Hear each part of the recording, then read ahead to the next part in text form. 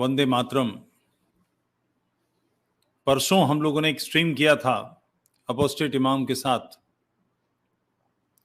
कि उन्होंने इस्लाम क्यों छोड़ा। आज उसका सेकंड पार्ट हम लोग कर रहे हैं और उन्होंने एक वाकया उसमें बताया था कि एक साहब ने मिसवाक अपने पिछवाड़े में डाल ली और उसके बाद एक मछली और चूहे के मुंह वाला पूंछ वाला ऐसा बच्चा पैदा हो गया। ये मजाक के लिए नहीं है। मैं इस पर अपोस्टेट इमाम या ऐसे बहुत सारे लोग, साहिल हैं, सचवाला हैं,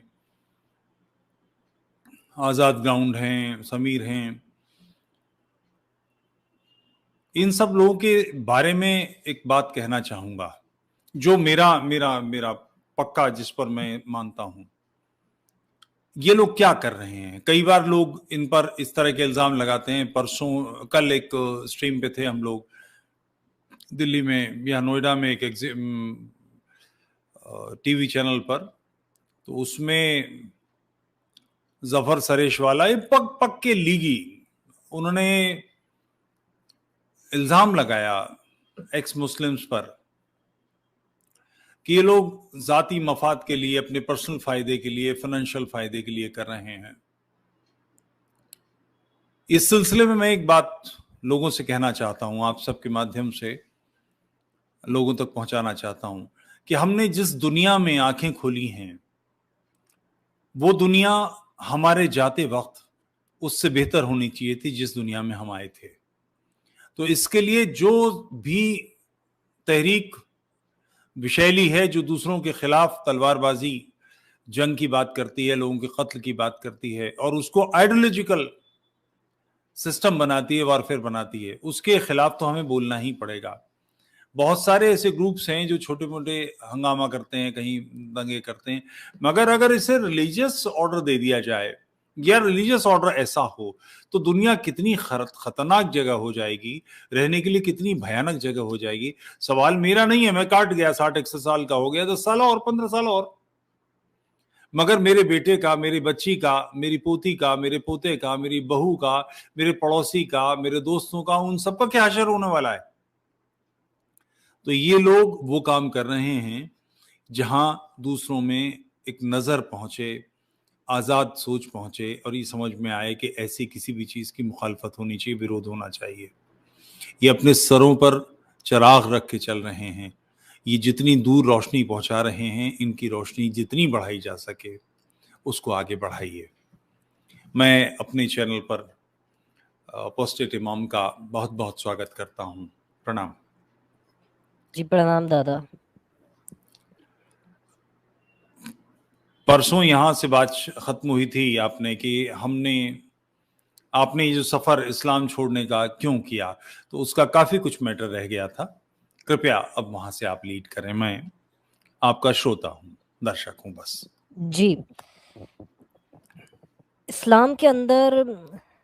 महिलाओं को गुलाम बनाना, बेचना, ये सब चीज़ें तो थी जिन्हें किसी तरह लोग डिफेंड भी कर लेते हैं, बचा भी लेते हैं, मगर ऐसी भी चीज़ें हैं जो अकल के परे हैं। और मोहम्मद को देखकर ऐसा लगता है कि वो बचपन से दिमागी तौर पर वो व्यक्ति पागल था और किसी तरह खदीजा ने उसे ये दिलासा दिला दिया कि वो एक नबी है और वहीं से ईसाइयत जो है वो शुरू हुई। कुछ चीज़ें मैं दिखाना चाहूँगा इस पे कि इस्लाम एक्चुअली ईसाइयत का ही शुरू में एक फ़िरक़ा था, बाद में एक अलग ही एक मज़हब, एक कल्ट की शक्ल उसने ले ली। इससे पहले मोहम्मद की जो दिमागी हालत थी, ये बचपन में जानवरों से बातें करता था, पेड़ों से बातें करता था। अली सीना ने अंडरस्टैंडिंग मोहम्मद में भी उसकी बात करी थी और इसने क़यामत के वक्त भी ऐसी प्रोफेसीज जो हैं, ऐसी भविष्यवाणियाँ जो हैं पेशगोई वो करी कि जैसे जामिया तिर्मिज़ी में है हदीस 2181 और हदीस सही है। इसे दिखाते चलें। जी, मैंने स्क्रीन शेयर करी है, आप उसको अप्रूव कर दें। एक सेकंड। जी, अब आ गई। तो ये जामिया तिर्मिज़ी की हदीस 2181 है और ये हदीस सही है। दारुस्सलाम पब्लिशर ने इसे सही कहा है, यानी हाफिज़ ज़ुबैर अली ज़ाई ने, कि अबू सईद खुदरी जो हैं वो रिवायत करते हैं कि मोहम्मद ने कहा कि उस रब के हाथ में जिसके हाथ में मेरी जान है, قیامت تب تک نہیں آئے گی جب تک جانور جو ہیں، درندے جو ہیں، وہ انسانوں سے بات چیت نہیں کرتے۔ یہاں تک کہ ایک انسان کے ہاتھ میں جو کوڑا ہوگا تو وہ کوڑا بھی باتیں کرے گا، یعنی جس سے کوڑے سے لوگوں کو مارتا ہو، اور اسی طرح ایک انسان کی جو جوتیوں کے جو بن ہوتے ہیں وہ بھی اس سے باتیں کریں گے۔ And his thigh informs him of what occurred with his family after him، اور اس کی ران جو ہے وہ بھی بول کے بتائے گی کہ اس کے مرنے کے بعد اس کی آنے والی نسلوں کے ساتھ کیا ہوگا۔ تو یہ تو ایک عجیب چیز ہے کہ جانور باتیں کریں گے، کوئی کوڑے سے اگر مارے گا تو کوڑا بھی باتیں کرے گا، جوتیاں جو ہیں ان کے بن بات کریں گے، جو جیسے لیس ہوتے ہیں باندھتے ہیں جن سے جوتوں کو، اور اسی طرح ایک انسان کی ران تک باتیں کرے گی، مطلب دنیا ختم ہونے سے پہلے، اور اس کو آنے والا بھوشیہ کہ اس کے مرنے کے بعد کیا ہوگا اس کے گھر والوں کے ساتھ، یہ بتائے گی۔ یہ اور صحیح حدیث میں اس طرح کی چیزیں ہونا، یہ عجیب ہے کہ یہ انسان ذہنی طور پر پاگل تھا، اس طرح کی چیزیں ثابت کرتی ہے۔ پھر صحیح مسلم میں حدیث آتی ہے، حدیث 2277، تاریخ الطبری میں بھی ہے کہ محمد پتھروں سے باتیں کرتا تھا بچپن میں، یا پیڑوں سے باتیں کرتا تھا، وہ کہتا تھا کہ پیڑ مجھے سلام کرتے ہیں۔ اور یہ بات صحیح مسلم کی بھی ایک حدیث سے ثابت ہوتی ہے کہ جابر بن سمورہ جو ہیں وہ کہتے ہیں کہ محمد نے کہا کہ میں ایک پتھر ہے مکے کے اندر، اس کو میں پہچانتا ہوں کہ جب میں نبی نہیں بنا تھا تب بھی یہ مجھے سلام کرتا تھا، اور آج بھی یہ مجھے سلام کرتا ہے، اور ابھی بھی میں اس پتھر کو پہچانتا ہوں۔ تو ایک پتھر کا محمد کو سلام کرنا نبی بننے سے پہلے، کہ جب وہ نبی بھی نہیں بنا تھا تب سے وہ پتھر محمد کو سلام کرتا آ رہا تھا، اور اس پتھر کا کئی جو طارق جمیل ہیں یا ایسے مولوی ہیں وہ ان چیزوں کو رو رو کے بتاتے ہیں کہ دیکھو ہمارے نبی تو ایسے تھے کہ کہیں سے نکلتے تو پتھر باتیں کرنے لگتے، ان کے ہاتھ میں کنکریاں بولنے لگتی، یہاں تک کہ کچھ حدیثوں میں آتا ہے، جیسے یہ صحیح البخاری کی حدیث ہے، حدیث 3859، کہ عبد الرحمن روایت کرتے ہیں کہ انہوں نے مسروق نام کے ایک صحابی سے پوچھا کہ محمد کو کس نے بتایا تھا کہ کچھ جناتوں نے، جنہوں نے اسے قرآن پڑھتا سنا اور اس پر ایمان لے آئے؟ تو انہوں نے کہا کہ تمہاری ہی باپ اے مسروق، جو عبداللہ جو تھے، انہوں نے مجھے بتایا تھا کہ ایک پیڑ تھا جس نے محمد کو اس کے بارے میں بتایا تھا کہ کچھ جنات قرآن پڑھتا سن رہے تھے محمد کو، اور وہ محمد پر ایمان لے آئے، جس پہ سورہ جن بھی ہے، جس میں شروع میں ہی لکھا ہے کہ اے محمد کہیے کہ جنوں کی ایک جماعت، ایک گروہ میرے پاس آیا، اور اس نے مجھے قرآن پڑھتا سنا اور وہ اس پر ایمان لے آیا۔ تو یہ دیکھنے والی چیز ہے کہ پیڑ جو ہے اس نے جناتوں کو دیکھا، ایک قرآن کے حساب سے اللہ نے دو مخلوق، دو پرانی بنائے ہیں آزمائش کے لیے کہ جو اس کی عبادت کریں، ایک تو انسان ہے، دوسرے جن ہیں۔ جن انسانوں کے ہی ساتھ رہتے ہیں مگر انسانوں کو نظر نہیں آتے ہیں، وہ کبھی انسان بن کے بھی سامنے آ سکتے ہیں انسان کے، وہ چیزیں بھی چوری کر سکتے ہیں انسانوں کی، وہ انسان کو پاگل بھی کر سکتے ہیں، وہ کوئی جانور بھی بن سکتے ہیں،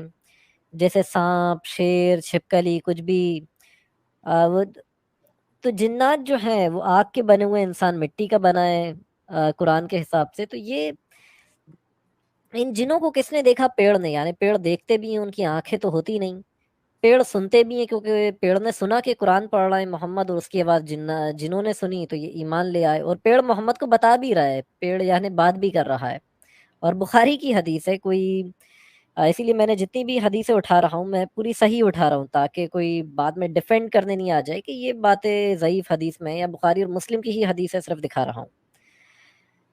تو پیڑ بات کر رہے ہیں، پتھر سلام کر رہے ہیں، اور جانور بات کریں گے قیامت کے وقت، دنیا ختم ہونے سے پہلے، جوتیاں بات کریں گی، کوڑا بات کرے گا، انسان کی ران بات کرے گی۔ یہ باتیں ہضم نہیں ہوتی تھی کہ یہ انسان پاگل تھا دماغی طور پہ، اور قرآن کہتا ہے کہ یہ پاگل نہیں تھا، یہ مجنون نہیں تھا، تو جان کے اس نے اپنے پاگل پنے کو چھپانے کے لیے بھی ایسی آیتیں گھڑ دیں۔ صحیح البخاری میں آتا ہے، 3579 نمبر کی حدیث ہے کہ عبداللہ روایت کرتے ہیں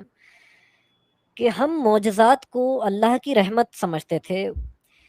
مگر دوسرے لوگ جو ہیں وہ معجزات کو خدا کی طرف سے ایک دھمکی سمجھتے تھے کہ خدا انہیں خبردار کر رہا ہے جیسے۔ عبداللہ کہتے ہیں کہ ایک بار ہم صحابہ نبی کے ساتھ بیٹھے ہوئے تھے، اور سفر کی حالت میں، اور ہمارے پاس پانی ختم ہو گیا سفر کے دوران۔ تو وہ کہتے ہیں کہ محمد نے کہا کہ جتنا بھی پانی بچا ہے وہ میرے پاس لاؤ، اور ایک برتن میں محمد کے پاس تھوڑا سا پانی لایا گیا۔ محمد نے اپنا ہاتھ اس برتن میں ڈبو دیا اور اپنے ہاتھ کو نکالا تو محمد کے ہاتھ سے پانی جو ہے وہ پھوٹ کے نکلنے لگا، اور اس کے بارے میں کہیں اس میں آتا ہے کہ اتنا پانی بہنے لگا کہ سارے صحابیوں نے پانی پی لیا برتنوں میں بھر بھر کے، سب نے وضو بھی کر لیا۔ اتنا پانی جو نکلا، یعنی محمد ایک جیسے کوئی جھرنا ہوتا ہے ہاتھ سے یا نل چلنے لگتا ہے، ویسا ایک معجزہ چمتکار انہوں نے کر کے دکھا دیا۔ اور پھر آگے کہتے ہیں عبداللہ کہ ہم صحابہ دیکھتے تھے کہ نبی جب کھانا کھاتے تھے تو کھانا بھی نبی کی تعریف و شان بیان کرتا تھا جب نبی اسے کھا رہے ہوتے تھے، تو کھانا بھی باتیں کرتا تھا، محمد کی بات کرتا تھا، پتھر بھی باتیں کرتے تھے۔ ایسی عجیب و غریب چیزیں جو ہضم نہیں ہوتی۔ اور اسی طرح مشکات کی ایک حدیث ہے، یہ حدیث صحیح مسلم میں بھی آئی ہے، حدیث 4118 4118، کہ کافی لمبی حدیث ہے، اس میں آتا ہے کہ ابو سعید نام کا ایک آدمی تھا، وہ کہتا ہے کہ میں ابو سعید خدری کے پاس گیا اور وہ تب نماز پڑھ رہے تھے، اور میں بیٹھ گیا اور میں نے دیکھا کہ کچھ لکڑیاں رکھی ہیں، ان میں کچھ ہلچل ہو رہی ہے، تو دیکھا کہ وہاں پہ سانپ تھا۔ وہ کہتے ہیں میں فوراً اچک کے کھڑا ہو گیا کہ اس سانپ کو مار دوں، اور ابو سعید خدری نے نماز کی حالت میں اشارہ کرا کہ بیٹھ جاؤ، یعنی اس سانپ کو مت مارو۔ پھر جب انہوں نے نماز پوری کری تو انہوں نے کمرے کی طرف اشارہ کر کے دکھایا کہ یہاں پہ ایک نوجوان لڑکا رہتا تھا جس کی نئی نئی شادی ہوئی تھی، اور اس نے محمد کے ساتھ خندق کی جنگ میں بھی حصہ لیا تھا، اور محمد نے اسے واپس آنے کی اجازت دے دی تھی کہ وہ اپنی بیوی کے پاس آ جائے جب جنگ ختم ہوئی۔ اور جب وہ واپس آ رہا تھا تو اس کی بیوی جو ہے وہ گھر سے باہر نکل کے کھڑی ہو گئی تھی دونوں دروازوں کے بیچ میں، تو اس نے اور محمد نے کہا تھا کہ بنو قریظہ کوئی نقصان نہیں پہنچا دے تمہیں تو تم ہتھیار ساتھ رکھ کے واپس لوٹو۔ تو وہ کہتا ہے کہ جب اس نے اپنی پتنی کو باہر دونوں دروازوں کے جو چوکھٹ ہوتی ہے اس کے باہر کھڑا دیکھا تو اس نے غصے سے اپنے ہتھیار کو نکالا کہ وہ اپنی بیوی کو مار کے اس کی ہتیا کر دے، کہ وہ گھر سے باہر کیسے نکلی۔ تو اس کی پتنی نے بولا، اس کی بیوی نے، کہ مجھے مت مارو، کہ یہ تو دیکھ لو کس چیز نے مجھے باہر نکلنے پہ مجبور کرا، کہ گھر کے اندر بستر کے نیچے ایک سانپ ہے، وہ اندر جاتا ہے، وہ سانپ کو بھی مار دیتا ہے اور سانپ اسے بھی کاٹ لیتا ہے، تو اس کی بھی موت ہو جاتی ہے۔ اور ابو سعید خدری کہتے ہیں کہ یہاں پہ جہاں تم لکڑیاں ہلتی ہوئی دیکھ رہے ہو اسی کے نیچے ایک تہخانہ ہے، وہ لڑکا وہیں رہتا تھا۔ تو محمد کو جب یہ بات پتہ چلی تو انہوں نے کہا کہ جب تم میں سے کوئی سانپ کو دیکھے تو اس کو 3 دن کے لیے دھمکائے، کیونکہ ایسے جنات جو ہیں وہ رہ رہے ہیں یہاں پر جو ایمان لے آئے ہیں، اور وہ کوئی اگر کوئی سانپ دیکھے تو اسے 3 دن کے لیے سمجھائے کہ وہ اپنی جگہ سے چلا جائے، اور اگر 3 دن میں وہ اس جگہ کو نہ چھوڑے تو سانپ کو مار دو کہ وہ ایک شیطان ہے۔ تو اس کو مار دیا جائے گا، 3 دن کے بعد بھی وہ شیطان وہاں سے نہیں جاتا ہے۔ تو سانپ پہلی چیز سنتا ہی نہیں، اس کے کان نہیں ہوتے، اور کسی سانپ سے بات کرنا کہ 3 دن میں کون انسان کسی کے گھر میں سانپ نکلے گا تو 3 دن انتظار کرے گا کہ یہاں سے چلے جاؤ، اور اگر کوئی وہ سانپ نہیں جائے تو اسے شیطان کہہ کے مار دے۔ بہت چیزیں تھیں، کالے کتوں کو شیطان بولا، ادھر سانپ کو شیطان بول دیا، اور چھپکلیوں کو، گرگٹ کو، سانڈا جو ہوتا ہے اس کو فالتو مارنے کا حکم ہے، جیسا اس حدیث میں آتا ہے کہ صائبہ جو ایک آزاد کری ہوئی غلام تھیں فقیرہ بن مغیرہ کی، تو وہ عائشہ کے پاس آئیں اور دیکھا کہ عائشہ کے گھر میں نیزہ ہے، یعنی بھالا ہے، اور عائشہ سے انہوں نے کہا کہ اے مسلمانوں کی ماں، آپ اس بھالے کا، اس نیزے کا کیا کرتی ہو؟ تو عائشہ نے کہا کہ ہم اس سے چھپکلیوں کو مارتے ہیں، کیونکہ جب ابراہیم نبی کو آگ میں پھینک دیا گیا تھا تو ساری جاندار چیزیں ابراہیم کو بچانے کی کوشش کر رہی تھیں، سارے جو درند ہوتے ہیں، جانور ہوتے ہیں، وہ سب بچانے کی کوشش کر رہے تھے زمین پر، مگر صرف چھپکلی ایسی چیز تھی جو ابراہیم کو پھونک مار مار کے آگ بھڑکا رہی تھی، اسی لیے محمد نے کہا کہ چھپکلی کو قتل کر دیا کرو۔ اور اسی طرح غضب کی بات اسی طرح کیسے آتا گلی ہے سی ہو سکتی ہے؟ اب کسی انسان کو مارنے کے لیے لوگوں نے 1 آدھ کلومیٹر کی آگ لگا دی ہو، چھپکلی اس کے آس پاس بھی نہیں بھٹکے گی اتنی گرم آگ کے پاس کہ وہ پھونک مار کے اسے بھڑکائے، اور اس کے منہ میں کتنی ہوا ہوگی اس چھپکلی یا گرگٹ کے، کہ محمد نے کہا گرگٹ کو مار دیا کرو یا سانڈے کو، کیونکہ جب ابراہیم نبی کو آگ میں پھینکا تو یہ اس آگ کو پھونک مار کے بھڑکانے کی کوشش کر رہا تھا۔ یہ بھی بخاری کی حدیث ہے 3359۔ تو اس طرح کی باتیں جو کہیں سے بھی ہضم نہیں ہوتی کہ ان کا کیا سر پیرے، اور کہیں گرگٹ دکھ جاتا ہے تو فوراً اس بیچارے کی شامت آ جاتی ہے۔ اگر غلطی سے کوئی گرگٹ دکھ جائے ان مومنوں کو تو وہ بیچارے کا بچنا مشکل ہو جاتا ہے، سب اسے مارنے کے لیے لپک پڑتے ہیں، پتھر، ڈنڈی، جو چیز ان کے ہاتھ میں آئے گی وہ کوشش کریں گے کہ کسی طرح اس کی جان لے لیں۔ اور یہ قیامت کا، یہ سعودی کا ہی فتویٰ ہے کہ جو فتویٰ نمبر 78329، یہ 2006 میں 30 جنوری کو پبلش کرا گیا تھا، تقریباً لگ بھگ 1,80,000 لوگ اسے دیکھ چکے ہیں۔ تو اس فتوے میں قیامت کی نشانیاں کہ دنیا کیسے ختم ہوگی، کیا کیا ہوگا، تو اس میں یہ ملتا ہے کہ ہمیں یہ رہا کہ 26ویں نمبر پہ انہوں نے بتایا ہے کہ جو جنگلی جانور ہوتے ہیں اور بے جان اور ایسی چیزیں جو بات نہیں کرتی وہ باتیں کریں گی۔ اب اس کے اوپر یہ ایکسکیوز دے دیتے ہیں کہ یہ چیز تو میٹافور ہے، اس کا مطلب یہ ہے کہ جانور باتیں کریں گے یا چیزیں بات کریں گی، تو دیکھو روبوٹ بھی بات کرتا ہے، کارٹون کے اندر جانور بھی باتیں کرتے ہیں۔ حالانکہ یہ چیزیں جب تک سائنس نہیں آیا تھا تب تک میٹافور نہیں تھی، اور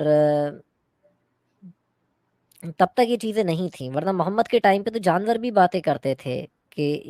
ایک آدمی گائے کی سواری کر رہا تھا، جیسے ہم نے کل ویڈیو میں بات کری تھی، اور وہ گائے بول اٹھی کہ اللہ نے مجھے اس کے لیے نہیں بنایا، تب تو کوئی روبوٹ یا کارٹون نہیں تھے جو باتیں کریں۔ اور اسی طرح وہ گائے بول اٹھی کہ مجھے اللہ نے فصلیں جوتنے کے لیے بنایا، اس لیے نہیں بنایا کہ میری سواری کری جائے۔ اسی طرح ایک آدمی اپنی بھیڑوں کو چرا رہا تھا، اور ایک بھیڑیا جو ہے جھاڑیوں میں سے آیا اور اس کی ایک بھیڑ کو لے کر بھاگ گیا اسے دبوچ کر، اور کسی طرح اس چرواہے نے اپنی بھیڑ کو بچا لیا، اور وہ بھیڑیا بول اٹھا کہ آج تو تم نے بچا لیا اس بھیڑ کو مجھ سے، اس دن کون بچائے گا اسے مجھ سے، جو صرف درندوں کا دن ہوگا اور میرے سوا اس کا کوئی چرواہا نہیں ہوگا۔ اور محمد نے کہا کہ میں، ابو بکر اور عمر، ہم تینوں اس پر ایمان رکھتے ہیں، اس گائے کے قصے پر بھی اور اس بھیڑیے کے بھی۔ تو الگ لگتا ہے کہ ابو بکر اور عمر چالو لوگ تھے، انہوں نے سوچا کہ پاگل انسان ہے مگر اس نے اتنی بڑی جو حکومت پھیلا لی ہے عرب کے اندر، تو یہ پاگل مرے گا تو وہ حکومت ہم چھین لیں گے۔ تو جو یہ پاگلوں والی باتیں کرے جا رہا ہے کہ گائے بات کر رہی ہے، بھیڑیے بات کر رہے ہیں، پیڑ اس سے بات کر رہے ہیں، پتھر بات کر رہے ہیں، کھانا اس سے بات کر رہا ہے، جانور بات کریں گے، ران بات کرے گی، یہ سن میں ہاں ملاتے جاؤ تاکہ جب اس کا قصہ تمام ہو تو ہم عیاشی کریں، جو یہ حکومت چھوڑ کے جائے اس پہ خلیفہ بن کے ہم اس کے دین کو ہتھیا لیں۔ تو انہوں نے بھی کہ ابو بکر اور میں اور عمر تینوں اس پر ایمان رکھتے ہیں، تو یہ چالو لوگ تھے کہ ابو بکر عمر نے اسے استعمال کر لیا۔ اگر یہ ایگزسٹ کرتے تھے تو ایسا ہوا ہوگا، اگر ان کا واقعی میں کوئی وجود رہا ہوگا تاریخ میں۔ اور ایک بڑی مزے کی چیز ہے کہ محمد نے ایک بار ایک ہرن سے بھی بات کری ہے، یہ اسے ایک ہرن سے بھی بات کری ہے، حالانکہ اس حدیث کو طارق جمیل بہت بیان کرتا ہے، مگر اب پہلے سے حسن مانتے تھے مگر اب اسے ضعیف ماننے لگے اس حدیث کو۔ کہ قصہ اس طرح ہے، شارٹ میں لمبی حدیث ہے، کہ محمد نے ایک ہرن کو دیکھا اور ایک ہرنی کو دیکھا، اور وہ ہرنی رو رہی تھی اور اس نے مدد کے لیے پکار رہی تھی، تو محمد آواز سنتے ہوئے پہنچے تو ایک ہرنی انہیں ملی جو رسی سے بنی تھی۔ اس نے کہا کہ میرے بچے بھوکے ہیں، ان کو میں دودھ پلا کے نبی میں آ جاؤں، مجھے اس بدو آدمی نے پکڑ لیا ہے اور یہ مجھے مار دے گا، اور میں آپ سے وعدہ کرتی ہوں کہ واپس لوٹ آؤں گی۔ محمد نے اسے کھول دیا، وہ اپنے بچوں کو دودھ پلا کے آ گئی، محمد نے پھر اسے باندھ دیا رسی سے، اس ہرن سے یا اس ہرنی سے بات کر کے۔ اور پھر اس کے بعد جب اس کا مالک آیا تو محمد نے کہا کہ یہ ہرنی مجھے دے دو، اور اس نے کہا کہ اللہ کے نبی آپ اسے لے لیں، آپ پہ تو ماں باپ قربان، اور محمد نے اس ہرنی کو لے کر آزاد کر دیا۔ تو اگر اتنی پرواہ ہوتی ہی تو یہ عید یا ایسے چیزیں نہیں منائی جاتی، حالانکہ یہ تو چلو ایک ضعیف قصہ ہو جاتا ہے، مگر ایسے بہت صحیح قصے ملتے ہیں جو عقل کے پرے ہیں، جیسے مثال کے طور پہ یہ ایک قصہ جو ہے البدایہ والنہایہ میں ہے، جس سے ہم نے دیکھا تھا کہ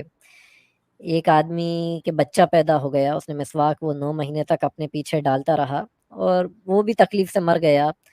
کہ یہ چلاتا ہوا کہ میرے پیچھے بڑی تکلیف ہوتی ہے، کیونکہ وہ بچہ کہاں سے نکلتا، کوئی ڈیلیوری تو ہو نہیں سکتی تھی ہاسپٹل میں نارمل،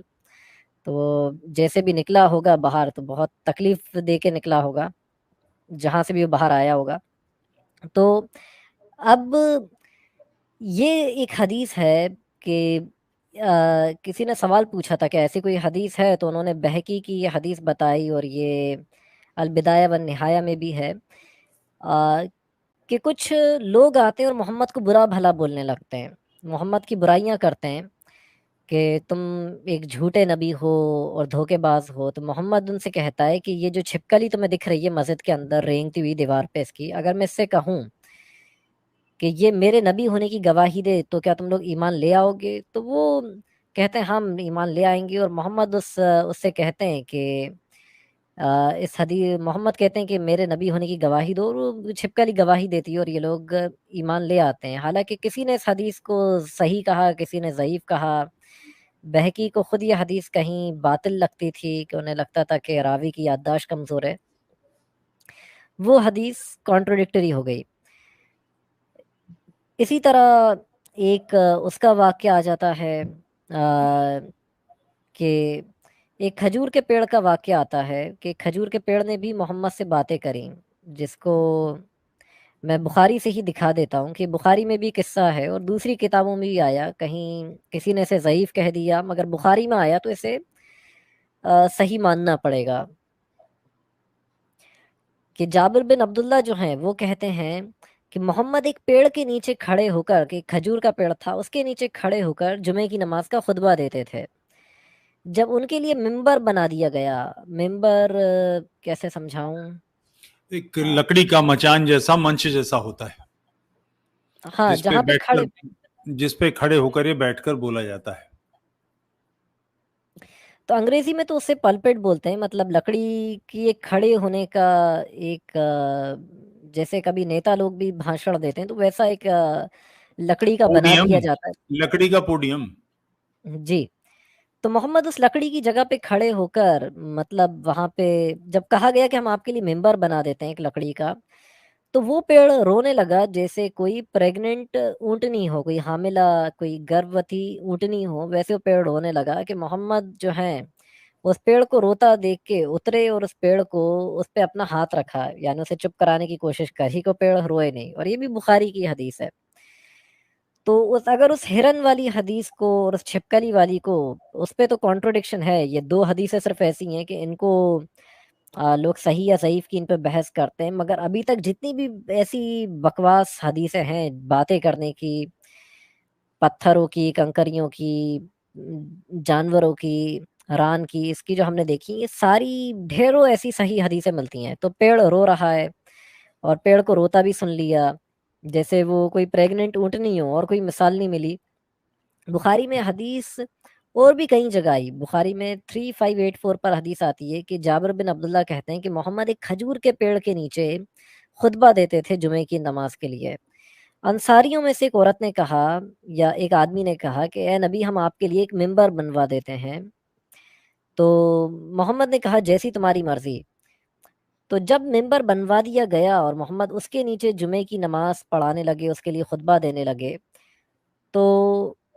محمد جب خطبہ دے رہے تھے تو پیڑ رونے لگا جیسے کوئی بچہ ہوتا ہے، اور محمد جو ہیں اترتے ہیں اور اس پیڑ کو جا کے چپ کرانے کی کوشش کرتے ہیں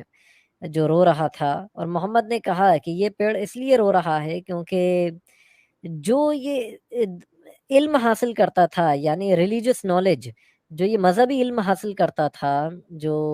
اسے مذہبی گیان ملتا تھا، وہ اب اسے نہیں مل سکتا، جو مجھ سے سنتا تھا وہ باتیں اب یہ نہیں سن پا رہا، اس لیے رو رہا ہے۔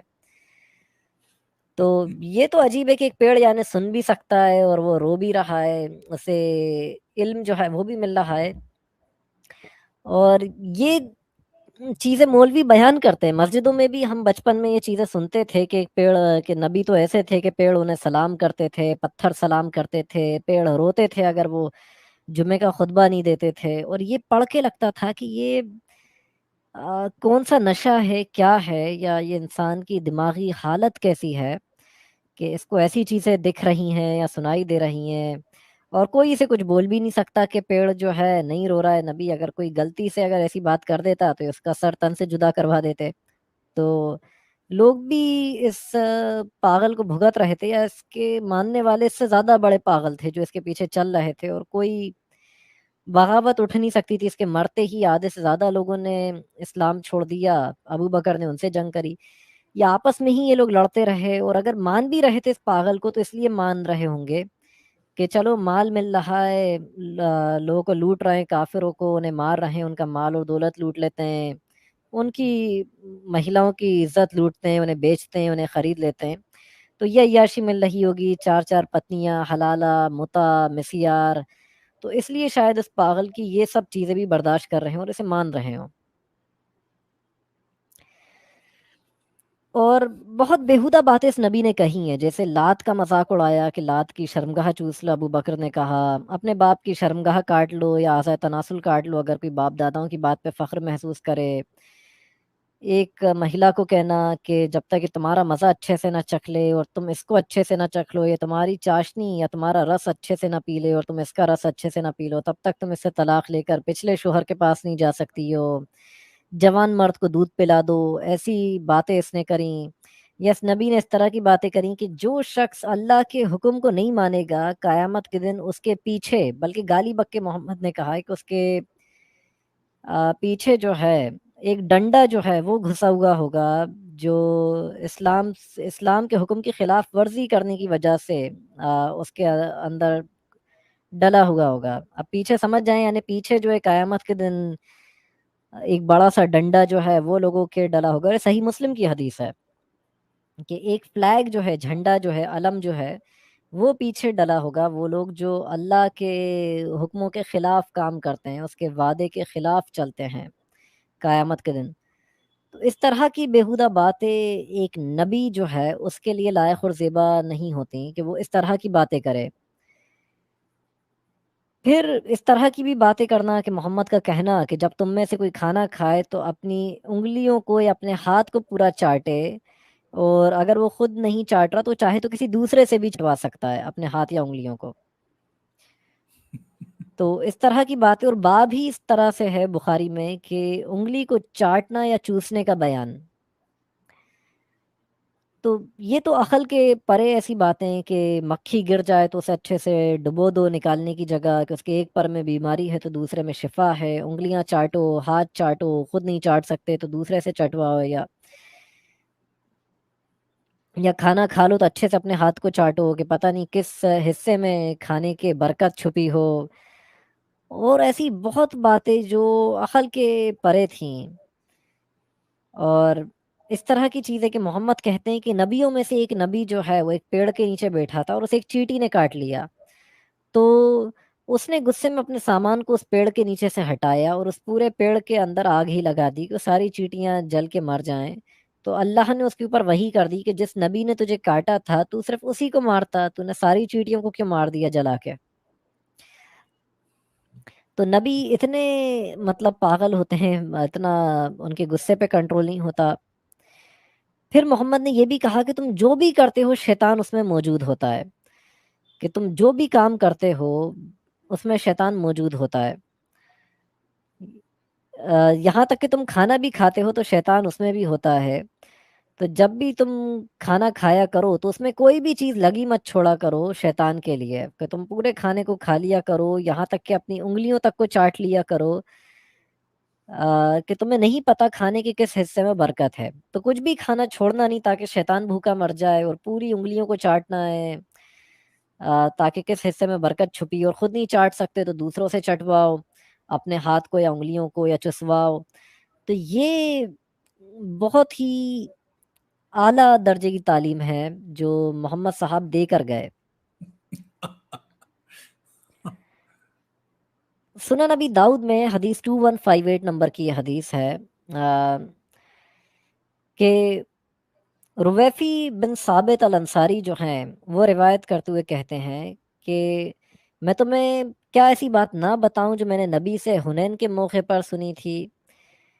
کہ وہ کہتے ہیں کہ جائز نہیں ہے کسی بھی ایمان والے کے لیے جو اللہ پر اور قیامت کے دن پر ایمان رکھتا ہے ہو کہ وہ پانی دے کسی اور کی بوئی ہوئی زمین پر. اس کا مطلب یہ ہے کہ کسی پریگننٹ عورت کے ساتھ جسمانی تعلقات رکھے. It is not lawful for a man who believes, اور جائز نہیں ہے جو اللہ اور روز آخرت پر ایمان رکھتا ہے کہ وہ صحبت کرے اپنی غلام کے ساتھ تب تک جب تک اس کے پیریڈ جو ہیں وہ نہیں گزر جائیں. مطلب پتہ چل جائے کہ وہ پچھلے ہسبینڈ سے تو پریگننٹ نہیں ہے، جو کافر اس کا ہسبینڈ زندہ ہو یا مار دیا ہو اس سے تو پریگننٹ نہیں ہے، تو جو غلام لگی ہو اس کے ساتھ تب تک اس کی عزت نہیں لوٹنا جب تک پتہ نہیں چل جائے کہ اس کا ایک پیریڈ نکل جائے. اگر پریگننٹ ہے تو اس کی بچہ جو ہے وہ پیدا ہو جائے. اور ایک ایمان والے کے لیے یہ بھی جائز نہیں جو اللہ اور روز آخرت پر ایمان رکھتا ہے کہ وہ مال غنیمت کی کسی بھی چیز کو بیچے تب تک جب تک وہ سب میں برابری سے بٹ نہ جائے. اور بہت ساری چیزیں تھیں کہ محمد یہ بھی کہتے تھے کہ جو نماز پڑھنے نہیں آئے میرا دل کرتا ہے کہ لکڑیاں لوں اور انہیں جلا دوں، مطلب ان کے گھروں کو جلا دوں. اور اس نے کہ محمد خود میں کہتے تھے آن کہ لائن میرا ہوں دل بیٹا. چاہتا. ہاں اوکے.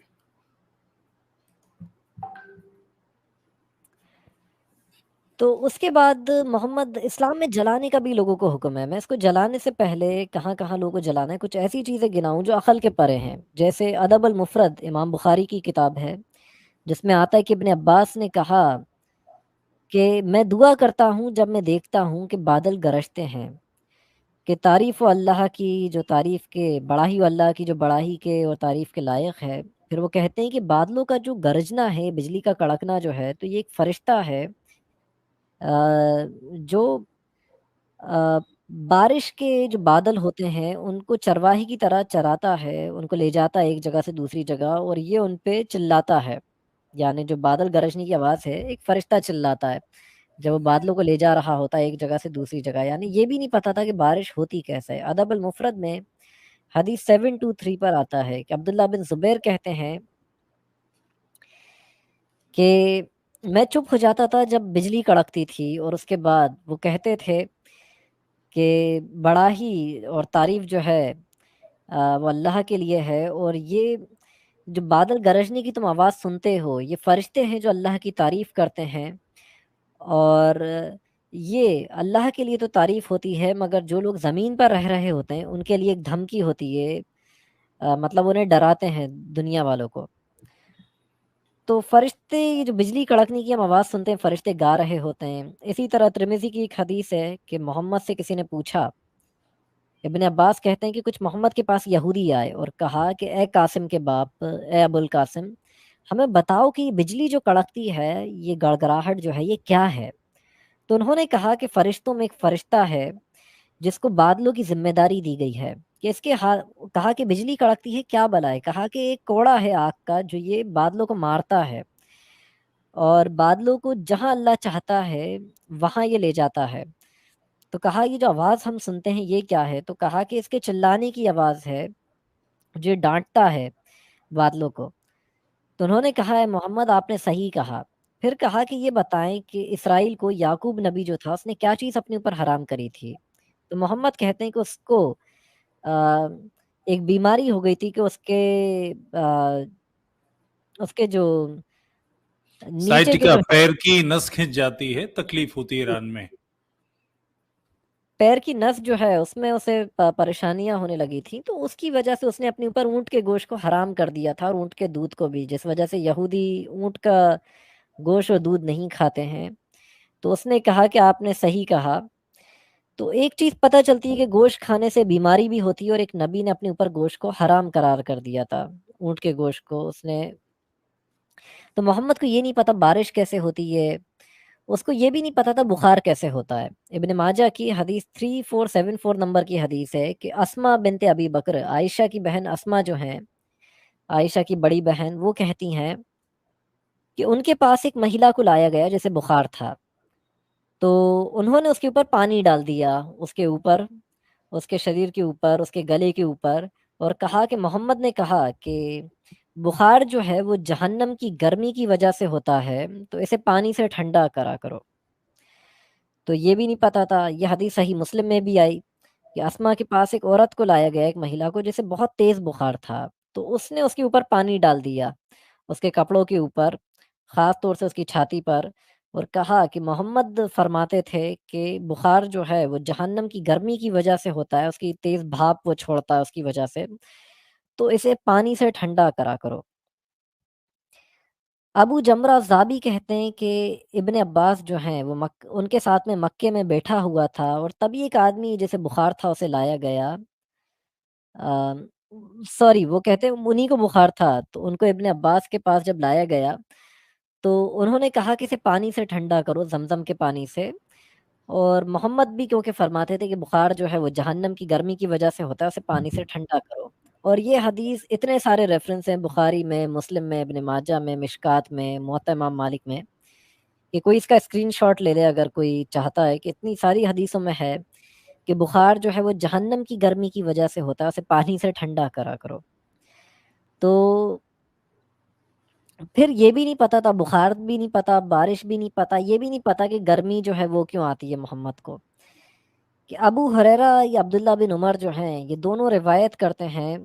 بخاری میں ہی کہ محمد نے کہا کہ جب بہت تیز گرمی ہو تو نماز کو تھوڑا، ظہر کی نماز، دوپہر کی نماز کو تھوڑا ٹھنڈے وقت پر پڑھ لیا کرو، کیونکہ گرمی کے موسم میں تیز گرمی جو ہے وہ جہنم جو ہے اس میں بہت جوش ہوتا ہے، جہنم جوش مار رہی ہوتی ہے، اس وجہ سے ہوتا ہے۔ یا ابو ذر غفاری کہتے ہیں کہ محمد نے ایک بار کہا، نماز پڑھائی، اور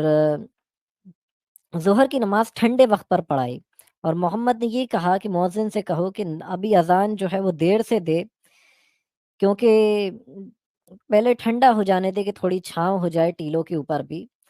کیونکہ گرمی کے موسم میں گرمی جو ہے وہ جہنم جو ہے تیز جوش مار رہی ہوتی ہے، اس وجہ سے ہوتی ہے۔ اور بھی بہت ساری چیزیں ہیں کہ خدا کا عرش جو ہے پانی پر ہے، جیسے ابن خزیمہ نام کی ایک حدیث ہے، اور یہ حدیث صحیح ہے، امام بہقی بھی اسماء والصفات میں یہ حدیث لائے ہیں۔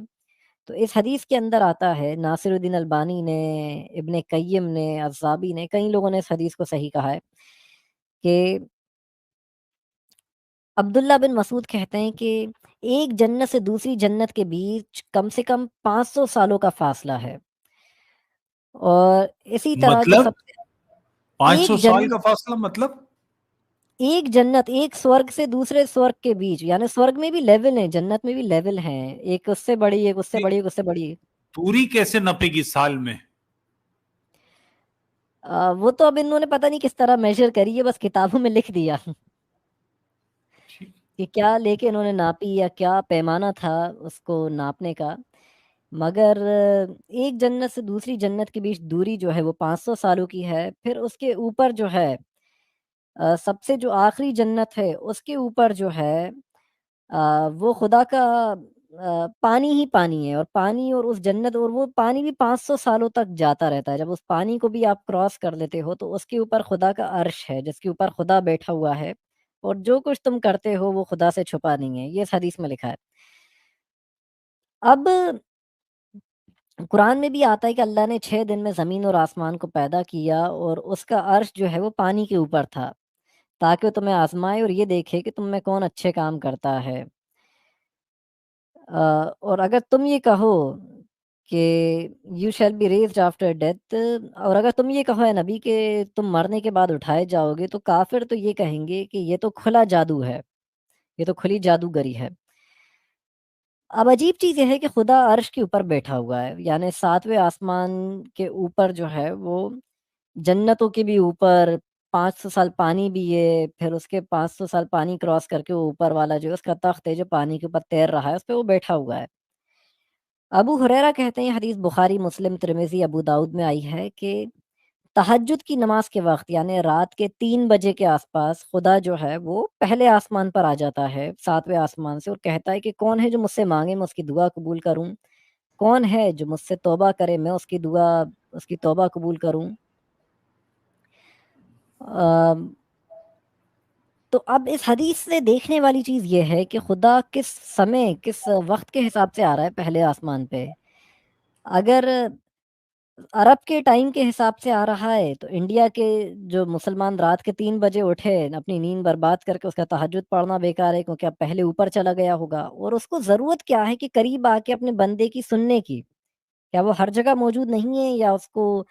7ویں آسمان کے اوپر ہی جو اس کا عرش ہے وہاں سے بیٹھے بیٹھے اسے پتہ نہیں چل رہا کہ بندہ کیا مانگ رہا ہے، جو وہ پہلے آسمان پہ سننے آ جاتا ہے؟ تو وہ عجیب ہی گاڈ ہے. اور اس ماں کے پیٹ میں کیا ہے یہ آتا ہے بخاری میں کہ اس کا علم صرف اللہ ہی کو ہے. کہ محمد نے کہا کہ کہ 5 چیزوں کا صرف اللہ ہی کو پتہ ہے، کہ ماں کے پیٹ میں کیا ہے یہ اللہ ہی جانتا ہے، یعنی لڑکا ہے یا لڑکی اللہ ہی جانتا ہے. کسی کو نہیں پتا وہ کل کیا کرے گا، کسی کو نہیں پتا کہ کل بارش ہوگی یا نہیں ہوگی، کسی کو نہیں پتا کہ وہ کب مرے گا، اور کسی کو نہیں پتا کہ قیامت کب آئے گی. تو اب یہ بڑی عجیب حدیث ہے بخاری کی، حدیث 650، کہ سالم کہتے ہیں کہ ام دردہ جو تھیں، ابو دردہ کی ماں، ان کے پاس ان کو کہتے ہوئے سنا کہ ابو دردہ جو ہیں گھر میں آئے بڑے غصے میں اپنی ماں کے پاس، اور ان کی ماں نے کہا کہ آخر کیا بات ہے، کس چیز نے آپ کو اتنا غصے میں کر دیا ہے؟ تو وہ کہتے ہیں کہ اللہ کی قسم، میں نبی کے دور میں جو بھی چیزیں دیکھتا تھا اچھی، اب وہ نبی کے ماننے والوں میں اب نہیں دیکھتا نبی کی موت کے بعد. بس اتنا ہی اسلام بچا ہے کہ لے دے کے لوگ ایک ساتھ نماز پڑھ لیتے ہیں.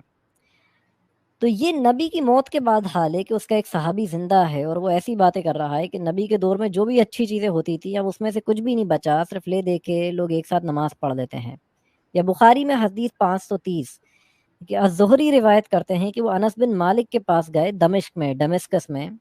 اور دیکھا کہ وہ رو رہے ہیں. یہ آخری صحابیوں میں سے ایک تھے محمد کے، بہت بوڑھے ہو گئے تھے، اور ان کے پاس اس لیے دنیا بھر سے لوگ آتے تھے حدیثوں کے اکارڈنگ. تو دیکھا کہ وہ رو رہے تھے، پوچھا کہ کیا بات ہے، آپ کیوں رو رہے ہیں؟ تو انہوں نے کہا کہ میں نبی کے دور میں جو بھی دیکھتا تھا آج وہ چیزیں میں نہیں پاتا ہوں، بس اتنا ہے کہ لے دے کے ایک نماز بچی ہوئی ہے اور لگتا ہے وہ بھی لگ بھگ ختم ہو گئی ہے. تو اسلام محمد کے ٹائم ہی نہیں بچا، تو جن لوگوں نے حدیثیں اکٹھا کری ان کے ٹائم تک کیا بچا ہوگا؟ تو اوپر والا جو ہے وہ پانی کے اوپر ہے، وہ پانی میں ڈبکی مارتا ہوا سب کچھ کرتا ہوا پہلے آسمان پر آتا ہے سننے کے لیے. اور لگتا ہے کہ محمد کو یہ بھی نہیں پتا تھا کہ دھرتی گول ہے، کیونکہ ورنہ وہ بتا دیتا کہ اس کنٹری کے یا اس ملک کے ٹائم کے حساب سے آتا ہے تو لوگ ایڈجسٹ کر لیتے، کیونکہ کیا وہ ہر کنٹری میں جب رات کے 3 بجیں گے کیا وہ پہلے آسمان پر آ جائے گا؟ اور تو کس کنٹری کے حساب سے آ رہا ہے یہ ایک بحث ہو جائے گی. تو اسے پتہ ہی نہیں تھا، اور یہ بھی نہیں پتا تھا محمد کو کہ دنیا کی 4 بڑی بڑی ندیاں کہاں سے بہتی ہیں. کہ محمد نے کہا کہ سیحان، جسے آکسس کہتے ہیں انگریزی میں، جیحان، جازارٹس، الفرات، یوفرٹس جو ہیں، اور نائل ریور جو ہے، محمد نے کہا یہ چاروں جنت سے نکلی ہوئی ندیاں ہیں، یہ جنت کی ندیاں ہیں. بخاری میں آتا ہے حدیث 7517 کہ محمد جب پہلے آسمان پر گئے تو ان کو آدم دکھائی دی، اور آدم نے محمد کو سلام کرا، اور محمد نے اس کا جواب دیا. اور پھر اس کے بعد محمد دیکھتے ہیں کہ 2 ندیاں ہیں، ایک پیڑ ہے بیری کا پیڑ جسے سدرۃ المنتہا کہا جاتا ہے، اور اس کی جڑوں سے 4 ندیاں بہہ رہی ہیں، 2 جنت میں جا رہی ہیں بہتی ہوئی، اور 2 زمین تک آ رہی ہیں، دھرتی تک بہتی ہوئی پہلے آسمان سے. تو محمد نے کہا، جبرائیل یہ کیا ہے؟ کہا کہ یہ 2 ندیاں ہیں کہ جو 2 جنت میں جا رہی ہیں، 2 زمین تک آ رہی ہیں، 2 زمین تک جا رہی ہیں، یہ نیل اور فرات ہیں. اب اسی طرح بخاری میں آتا ہے کہ محمد کہتے ہیں کہ جب وہ 7ویں آسمان پر گئے تو وہاں انہوں نے سدرۃ المنتہا دیکھا، ایک بیری کا پیڑ تھا جس کے پتیاں ایسی تھیں جیسے ہاتھی کے کان، اور بہت ہی بڑا یعنی ایک پیڑ تھا. اور محمد نے کہا کہ اس کی جڑوں سے 2 ندیاں جنت میں تھیں اور 2 زمین تک بہتی ہوئی آ رہی تھیں. پوچھا جبرائیل یہ 2 جو زمین تک جا رہی ہیں کون سی ندیاں ہیں؟ تو کہا کہ نیل اور فرات ہیں، نائل اور ایفریٹس. یہ عقل کو ہی بات نہیں بیٹھتی کہ 2 ندیاں جو ہماری دھرتی پر بہہ رہی ہیں، ہماری زمین پر، یہ 7ویں آسمان سے یا پہلے آسمان سے بہتی ہوئی آ رہی ہیں. تو اسے یہ بھی نہیں پتا تھا کہ ندیاں کس طرح بہتی ہوئی آتی ہیں، بخار کیسے ہوتا ہے، بارش کیسے ہوتی ہے، یا گرمی کیسے ہوتی ہے گرمی کے موسم میں، کچھ بھی نہیں پتا۔ گرمی اور بخار جہنم کی گرمی کی وجہ سے ہیں، یہ ندیاں ساتویں آسمان سے بہہ رہی ہیں۔ بخاری کی اور ایک حدیث ہے کہ محمد نے کہا کہ یہ نیل اور فرات جو ہیں یہ جنت سے نکلی ہوئی ندیاں ہیں، سدرۃ المنتہا سے۔ اور بخاری اور مسلم میں کئی جگہ آیا کہ یہ محمد نے دیکھا کہ ساتویں آسمان سے نیل اور فرات بہتی ہوئی آ رہی تھیں معراج کے ہی واقعے پر۔ اب جو بات چلتی ہے، جیسے زمین کو چپٹا مانا گیا ہے قرآن اور حدیث میں ہی کہ اللہ پہلے آسمان پہ آ جاتا ہے، محمد کو یہ بھی نہیں پتا تھا کہ دھرتی گول ہے اور سورج ڈوبتا کہاں ہے، یہ بھی نہیں پتا تھا۔ صحیح مسلم میں حدیث ہے 399، اسلام 360 میں 399 ہے، sunnah.com پہ 1598 ٹائپ کریں تو یہ مل جائے گی کہ ابو ذر غفاری جو ہے وہ کہتے ہیں کہ میں محمد کے ساتھ تھا اور محمد نے مجھ سے پوچھا کہ اے ابو ذر، تم جانتے ہو جب یہ سورج ڈوبتا ہے تو کہاں جاتا ہے؟ تو انہوں نے کہا کہ اللہ اور اس کا رسول بہتر جانتا ہے کہ جب یہ سورج ڈوب جاتا ہے تو یہ کہاں جاتا ہے۔ انہوں نے کہا جب یہ سورج ڈوبتا ہے تو یہ خدا کے عرش کے نیچے چلا جاتا ہے، اور جو خدا کے آرام کرنے کی جگہ ہے اس کا عرش اس کے نیچے جاتا ہے، یعنی اس کا سنگھاسن جو ہے، اور یہ خدا کو سجدہ کرتا ہے۔ تو یعنی اتنی اوپر 7 آسمان اوپر جاتا ہوگا، اور یہ پوری جنتوں سے جہاں 500 سال کا فاصلہ ہے وہاں سے ہوتا ہوا نکلتا ہوگا، اور بیچارہ پانی میں ڈبکی مارتا ہوا جاتا ہوگا، اور پھر اس کے بعد یہ خدا کو سجدہ کرتا ہوگا۔ یہ بات عقل پہ نہیں بیٹھتی۔ یہ وہاں جاتا ہے، خدا کو سجدہ کرتا ہے، اور خدا کہتا ہے کہ جا پھر سے نکل جا، اور صبح ہو جاتی ہے، سورج پھر سے صبح کے وقت نکل جاتا ہے بعد میں۔ مگر ایک دن ایسا آئے گا کہ سجدہ تو کرے گا بہت دیر تک خدا کو، مگر خدا اس کا سجدہ قبول نہیں کرے گا، اور غصے میں اس سے کہے گا کہ جا، جہاں سے آیا ہے وہیں لوٹ جا۔ تو سورج جہاں سے ڈوبتا ہے وہاں سے نکلنے لگے گا، اور یہ قیامت کی ایک نشانی ہوگی کہ سورج جو ہے وہ جہاں سے ڈوبتا ہے وہاں سے نکلنا شروع کر دے گا، اور پھر کسی شخص کا توبہ کرنا یا ایمان لانا اس کے کچھ کام نہیں آئے گا۔ تو اس لیے توبہ کر لو اور ایمان لے آؤ اس سے پہلے کہ سورج جہاں سے ڈوبتا ہے وہاں سے نکلنا شروع کر دے۔ اس طرح کی بکواس بات بولی۔ صحیح البخاری میں آتا ہے 7433 کہ ابو ذر غفاری کہتے ہیں کہ میں محمد کے ساتھ بیٹھا ہوا تھا، اور قرآن کی جو یہ آیت ہے اس کے بارے میں نے پوچھا کہ سورج جو ہے اپنی منزل تک جا رہا ہے تو اس کا کیا مطلب ہے؟ تو وہ کہتے ہیں کہ اس کا مطلب یہ ہے کہ سورج جو ہے وہ خدا کے عرش کے نیچے جا رہا ہے، یعنی اس کی منزل جو ہے خدا کا عرش ہے وہ اس کے نیچے جا رہا ہے۔ اب بڑی عجیب چیز ہے کہ ذاکر نائک اس آیت کو دکھاتا ہے اپنی ایک ویڈیو میں، اور کہتا ہے کہ دیکھو سورج اپنی منزل کی طرف جا رہا ہے، قرآن یہ کہہ رہا ہے، یعنی سورج بھی گھومتا ہے، اور وہ کہتا ہے دیکھو سائنس نے ثابت کر دیا کہ سورج بھی گھومتا ہے، مگر حدیث یہ کہہ رہی ہے کہ سورج اپنی منزل کی طرف جا رہا ہے، اس کی طرف بڑھ رہا ہے۔ اس کا مطلب یہ ہے کہ وہ خدا کے عرش کے نیچے جا رہا ہے اور اس کو جا کے سجدہ کرتا ہے، جیسے دوسری حدیثوں سے پتہ چلا۔ یہی محمد نے کہا کہ قرآن کی جو یہ کہ ابو ذر کہتے ہیں میں محمد کے ساتھ مسجد میں بیٹھا تھا، اور انہوں نے کہا تم جانتے ہو سورج ڈوبتا ہے تو کہاں جاتا ہے؟ تو کہا کہ اللہ اور اس کا رسول بہتر جانتا ہے۔ تو کہا کہ یہ خدا کے عرش کے نیچے جاتا ہے اور اسے سجدہ کرتا ہے، جیسا کہ اللہ نے قرآن میں کہا ہے کہ سورج جو اپنی منزل کی طرف جا رہا ہے ایک وقت مقرر تک، سورہ یاسین کی آیت 38 میں، 36 نمبر کا سورہ، اس کی آیت 38۔ اور یہی بات کئی جگہ کری گئی۔ پھر اس کے بعد ایک حدیث میں آتا ہے سنن نبی داؤد کی 4002 میں کہ محمد سے پوچھا کسی نے کہ سورج جب ابو ذر غفاری کہتے ہیں کہ میں گدھے کے اوپر بیٹھا تھا اور سورج ڈوب رہا تھا، تو ان سے پوچھا محمد سے کہ یہ سورج جب ڈوبتا ہے تو اللہ کے نبی کہاں جاتا ہے؟ اور یہ جواب دیا کہ اللہ اور اس کا رسول بہتر جانتا ہوگا کہ کہاں جاتا ہے۔ تو انہوں نے کہا محمد نے کہ یہ ایک گرم پانی کا تالاب ہے حامیہ نام کا، اس میں جا کے ڈوب جاتا ہے۔ تو سورج پانی میں ڈوبتا ہے، خدا کے عرش کے نیچے جا کے اسے سجدہ کرتا ہے۔ صحیح مسلم میں آتا ہے کہ محمد نے کہا کہ نماز تب مت پڑھا کرو جب سورج نکلتا ہے اور سورج ڈوبتا ہے، کیونکہ سورج جو ہے شیطان کے سینگوں کے بیچ میں ڈوبتا ہے۔ اسی طرح نسائی میں آیا کہ محمد نے کہا کہ عائشہ کہتی ہیں کہ حضرت عمر جو ہیں ان کے بارے میں کہ یہ تو وہ غلط کرتے ہیں کہ لوگوں کو نماز نہیں پڑھنے دیتے ہیں، سورج ڈوبنے سے پہلے، حالانکہ محمد نے منع نہیں کرا اس وقت نماز پڑھنے پہ، مگر یہ کہا کہ اس وقت بہتر ہے نماز نہ پڑھو، کیونکہ سورج جب ڈوبتا ہے یا نکلتا ہے تو شیطان کی سینگوں کے بیچ میں سے نکلتا ہے، ڈوبتا ہے تو شیطان کی سینگوں کے بیچ میں ڈوبتا ہے۔ تو یہ بھی نہیں پتا، محمد نے کہا 3 وقت پہ نماز مت پڑھا کرو، کہ جب سورج نکلتا ہے تو شیطان کی سینگوں کے بیچ میں سے نکلتا ہے، تب مت نماز پڑھا کرو جب سورج نکل رہا ہو۔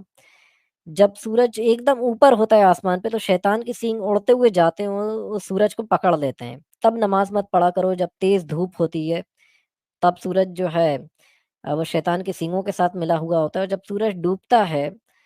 تو شیطان کی سینگوں سے الگ ہو جاتا ہے، مگر شیطان کی سینگ پھر آ کے اسے پکڑ لیتے ہیں، اس کے سینگوں کے بیچ میں ڈوبتا ہے۔ تو ان 3 وقت پہ نماز مت پڑھا کرو۔ تو یہ بات بھی بڑی عجیب ہے، محمد نے کہا کہ سورج جو ہے شیطان کے 2 سینگوں کے بیچ میں سے نکلتا ہے اور اس کے 2 سینگوں کے بیچ میں ڈوبتا ہے، تو ان وقت پہ نماز مت پڑھا کرو، اور جب یہ ایک دم اوپر آسمان میں ہوتا ہے تب بھی شیطان کی سینگ آ کے اسے پکڑ لیتے ہیں۔ تو اس طرح کی بکواسات باتیں کر کے ڈرانا، بیوقوف بنانا، مطلب ان کو دیکھ کے لگتا ہے کہ اتنی سمجھ بھی نہیں تھی کہ دھرتی گول ہے، یہ سورج ڈوبتا ہے تو دھرتی کے کسی اور کونے سے نکل جاتا ہوگا، کہیں اور صبح ہو جاتی ہوگی، مگر اس طرح کی باتیں کہ یہ عرش کو سجدہ کرتا، خدا کے عرش کے نیچے جا کے اسے سجدہ کرتا ہے، شیطان کی سینگ کے بیچ میں ڈوبتا ہے، یہ بات عقل کے پرے ہے اور عقل کے خلاف ہے۔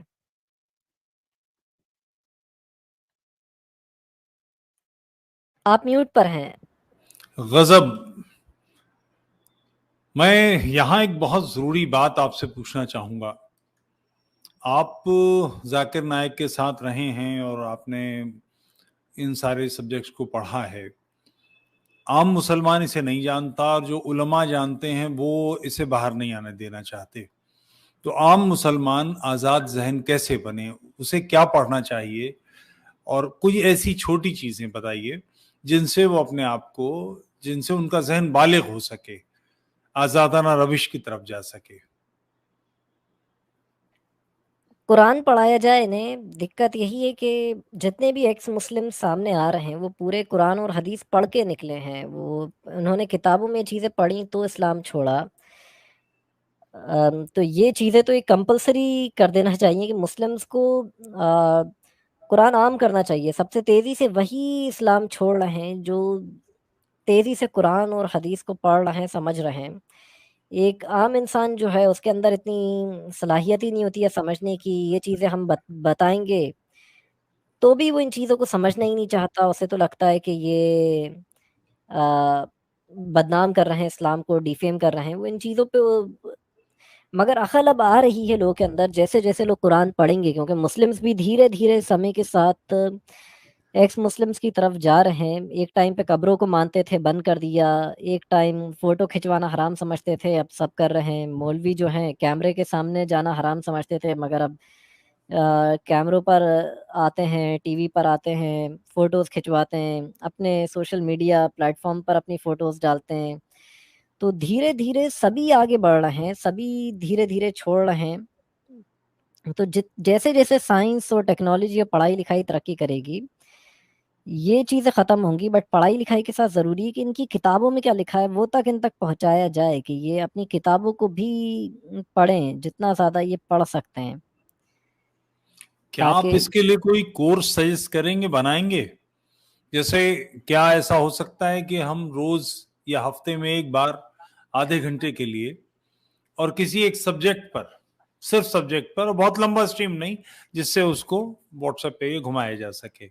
تو ایک آدھے گھنٹے کے لیے صرف آپ بات کریں اور ایک کسی سبجیکٹ پر بتائیں کہ یہ ایسے ایسے یہ چیزیں اس طرح سے ہیں؟ جی ابھی تو بڑی خوشی ہوئی کہ میری آڈینس میں جب میں نے دیکھا کہ تقریباً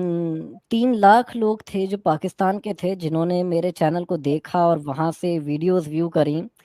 بہت سارے میلز بھی آئے، میسیجز بھی آئے کہ سر آپ کی ویڈیوز دیکھ کے ہمارا دماغ ہل گیا، ہمیں بہت غصہ آیا پہلے تو کہ یہ کیا الٹا سیدھا بول رہا ہے، مگر جب کتابیں کھولی سوچا کہ چلو 2 منٹ ٹھنڈے دماغ سے دیکھیں تو یہ جو بول رہا ہے کہیں لکھا بھی ہے ایسا کچھ یا یہ جھوٹی باتیں کر رہا ہے، اور ایگزیکٹ جب وہی ریفرنس اسی جگہ وہ چیزیں لکھی ہوئی ملیں تو دماغ جو ہے وہ اس کو ایک دھکا لگا اور دھیرے دھیرے کہا کہ شروع میں اتنی نفرت کرتے تھے کہ آپ ہمارے سامنے ہوتے تو ہم آپ کو شاید مار دیتے، بٹ اب وہ لوگ کہتے ہیں کہ آپ کو سنے بنا نیند نہیں آتی، آپ کو ریگولر سنتے رہتے ہیں، آپ کے چینل کو دیکھتے رہتے ہیں، تو دھیرے دھیرے ایک بہت اب ان 2.5 لاکھ لوگوں نے اگر دیکھا، 2,53,000 لوگ تھے، 2.5 لاکھ لوگوں نے اگر دیکھا، تو ان میں اگر ہم نے 1000 کا بھی ذہن کھول دیا ہوگا ابھی تک تو بھی ایک بڑی بات ہے کہ ہم نے کچھ لوگ اس سے نکالے. تو اگر 1000 بھی اس سے نکلے ہوں گے تو موومنٹ وہ نہیں جا رہا. ابھی میں دیکھ رہا ہوں کہ میرے بہت زیادہ ویوز کویت اور سعودی سے آ رہے ہیں، تو وہاں پہ مسلم کنٹریز میں بھی دیکھا جا رہا ہے. عمان سے میں دیکھ رہا ہوں کہ ویوز ہیں کہ وہاں سے اس مہینے تقریباً 1,500 لوگوں نے دیکھا سعودی سے. تو کچھ لوگوں تک وہاں پر بھی رہنے والوں تک بات پہنچ رہی ہے کسی نہ کسی طرح. تو بس یہ کہ لوگوں کو چاہیے کہ اس چنگاری کو ایک آگ بنائیں کہ زیادہ لوگوں تک پہنچائیں، ویوز دیں. کسی طرح ہم لوگوں کو اتنا تو سپورٹ کرا کریں کہ ہم اپنا انٹرنیٹ کا بل دے پائیں، اپنا یہ چیزیں افورڈ کر پائیں، جو بیسک چھوٹے موٹے جو خرچے ہمارے پاس آتے رہتے ہیں، کہ کسی طرح کچھ ہمیں اپنا کوئی سافٹ ویئر کی ضرورت ہو یا کسی ایسی چیز کی، ہمیں اپنا اسٹریم یارڈ کا سبسکرپشن رینیو کرنا ہو یا کسی ایسی چیز کا، تاکہ ہم ان چیزوں کو بس افورڈ کر پائیں تاکہ ہمارا کام کسی طرح رکے نہیں. میں اپنے سبھی درشکوں سے ونتی کروں گا، میں پہلے بھی کہتا رہا ہوں کہ دین کی سمسیا کا یا ایسی کسی بھی سوچ کی جو بے سر پیر کی باتوں میں الجھاتا ہے اپنے آپ کو، ان سے باہر نکالنے کا طریقہ ہی ہے کہ اندھیرا ختم کرنے کا طریقہ صرف ایک دیا جلانا ہے. تو دیا بجھ نہ جائے، اس کی لو جلتی رہے، پھڑپھڑائے نہیں، اس میں وقت سے تیل پہنچتا رہے، گھی پہنچتا رہے،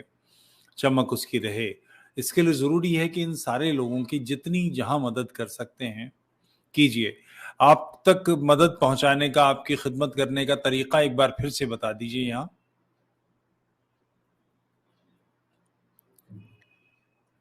اس پہ یا تو یہ ہے کہ اسٹرائپ مجھے پرسنلی میل کر سکتے ہیں، اس سے مجھے ایک طریقے سے مجھے بتا سکتا ہے کوئی کہ اس سے مجھے کتنا سپورٹ کرنا ہے. میں اس کو صرف ایک لنک دے دوں گا، اس پہ کلک کر کے وہ پیمنٹ کر سکتا ہے اور وہ ڈائریکٹ ہم لوگوں کے پاس آ جاتی ہے. یا جس طرح آپ کہیں بھی دکان پہ جاتے ہو، کہیں بھی آپ پیمنٹ کرتے ہو کسی QR کوڈ پہ یا اس پہ، یا کہیں بھی آن لائن شاپنگ کرتے ہو، تو یہ میں اس کو لنک کو بھی شیئر کر دیتا ہوں لائیو چیٹ میں اس ویڈیو کے اندر. پلیز کر دیجئے. تو میں نے اپنا پیٹریون کا شیئر کر رکھا ہے کہ یہ پیٹریون کا میرا لنک ہے، اور دین ایک پے پال کا لنک ہے، اس پہ کوئی بھی پیمنٹ کر سکتا ہے. اس تک کیسے پہنچے؟ آپ کے چینل پر ہے یہ ساری ڈیٹیلز؟ یہ ساری ہیں، مطلب ہر ویڈیو کے ڈسکرپشن میں بھی رہتی ہے، اس پہ کلک کر کے پہنچ جائیں گے، یا چینل کا نام جیسی کھولیں گے تو یہ پیٹریون اور پے پال رہتے ہیں. اور وہیں یا تو اس پہ جا کے بھیج سکتے ہیں، اور آپ کو بہت ہی آسان ہے. تو ہمیں کافی جتنے بھی لوگ اگر ہمیں سپورٹ کرنا چاہتے ہیں تو اسی کے تھرو ہمیں کر دیتا ہے. اگر کوئی ہمیں کرنا چاہتا ہے تو سارے ایکس مسلمس کو انہی کے تھرو سپورٹ ملتی ہے، اور ان کی کوئی چیز بھی کمپرومائز نہیں ہوتی ہے کہ اگر وہ اپنا اگر وہ دے دیں UPI یا کچھ، تو اس سے تو ان کا پورا ایڈریس اور یہ ساری چیزیں بھی نکل جاتی ہیں، یا ان کا موبائل اور پوری انفارمیشن اس سے کوئی نکال سکتا ہے. تو اس پہ یہ چیزیں جو ہیں نہیں جاتی ہیں پیٹریون پہ یا پے پال پہ. تو اسی لیے ان سروسز کو ہم لوگ یوز کرتے ہیں، ان کی طرف نہیں جاتے ہیں. اور میں اپنا QR کوڈ بھی اب بنا کے رکھ لوں گا، میں اسے بھول گیا، اس کا بھی ایک پہ جنریٹ ہو جاتا ہے تو اس کو شو کروں گا، تو کوئی بھی اپنے موبائل سے ہمیں سیکنڈز میں مطلب پیسے اس سے بھیج سکتا ہے. تو دوستو، ہماری بھی ذمہ داری ہے. یہ لوگ تو اپنے سروں پہ چراغ رکھ کے نکلے ہیں کہ دنیا روشن ہو جائے، مگر یہ جگمگاتے رہیں، اس میں ہماری بھی ذمہ داری ہے. ادھک سے ادھک ان لوگوں کو سہیوگ کیجیے. اپوسٹیٹ امام کا جو چینل ہے اس پر جائیے اور وہاں جو بھی ڈیٹیلز ہیں جیسے بھی ان تک پیمنٹ بھیجیے. بہت سنجیدہ گفتگو، بہت اچھی باتیں. اپوسٹیٹ امام، میں اپنے چینل کی طرف سے آپ کا بہت بہت دھنیہ واد ادا کرتا ہوں. شروتاؤں کی طرف سے پرنام سویکاریں. जय हिंद। जय हिंद।